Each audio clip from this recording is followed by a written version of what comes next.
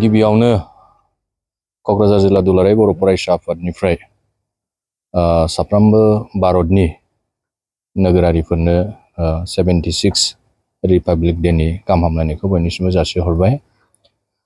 दिनै जोङो थांनाय 2020 27 जानुवारि बिटिआर गोजोन गोरोबथा जालांनाय बियो फैगौ 27 जानुवारि अथवा गाबोन 27 जानुवारियाव 5थि गोरोबथा सान हिसाबै 5 बोसोर आबुं जागोन।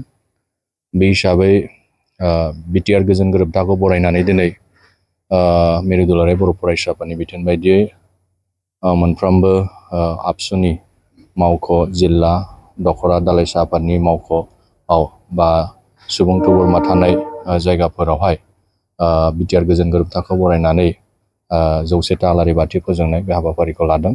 बे हिसाबै जोंबो दिनै जिल्ला आफादनि गाहाय मावख' माइबंदेरायाव बे हाबाफारिखौ लानाय जादों। बे गोरोबथाखौ जोङो गोजोननि मोनसे सिन हिसाबै बयबो दिनै गनायनानै लाबाय। मानो होनबा बे गोरोबथा खालामनायाव थांनाय गोलाव समाव दुलाराय बर' फरायसा आफादनि दैदेननायाव गोबां मुंख्लं जालांबाय। लोगोसे जोंनि गोबां सुबुंफ्रा गोरोबथानि गेजेरजों बा मुभमेन्टनि गेजेरजों फैनानै गोबां दुखु खस्थ' सहायबोनांदों।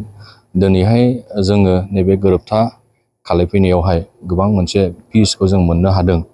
जायनि थाखाय जाय गेदेमा बिथांमोनहा मुंख्लं जालांदों बै मुंख्लं बिथांमोनखौ जों अरायबो गोसोखांनानै अरायबो सिबिनानै बिथांमोननि मुंख्लंनि गेजेरजोंनो दिनै जोङो जेबायदि मोनसे मोजां मोनसे गोजोन थासारिखौ मोनफैनो हादों। जेब्लायबो जों बे मुंख्लंफोरखौ गोसोखांनानै लोगोसे जोंनि जे फैबाय थानाय समाव बिटिआर एकर्डनि जे दफाफोर बेखौ मावफुंनांगौनि थाखाय जोङो मोनसे दिनै इसोरनियाव प्रे खालायदों। दा बेनि थाखायनो जोंनि जे गाबोननि जानो गोनां बा फैबाय थानाय समाव एकर्ड इमप्लिमेन्टेसननि बे दफाफोरा गासैबो आखरे आखरे मावफुंजायो। लोगोसे गाबोननि जानो गोनां जे बिटिआर गोजोन गोरोबथानि जे सम 5थि फालिथाय सान बेखौ दुलाराय बर' फरायसा आफाद हिसाबै चिरांनि कासकट्रा हायार सेकेन्डारियाव फालिनाय जागोन। बेवहाय गाजा गोमजायै फालिगोन। दा दिनै जोंनि आगुथियायै गोरोबथाखौ बरायनानै 100 केन्डेल लाइट बेखौ जोङो दिनै फालिबाय आरो जोंनि साफ्रोमबो बिटिआर गोरोबथानि गेजेरजों बा गोजोननि गेजेरजों बिटिआर गोजोन गोरोबथाखौ बरायनानै साफ्रोमबो रायजो राजानिसिम जोंनि गाहाम हामलायनायखौ जासिहरबाय। गोजोन्थों।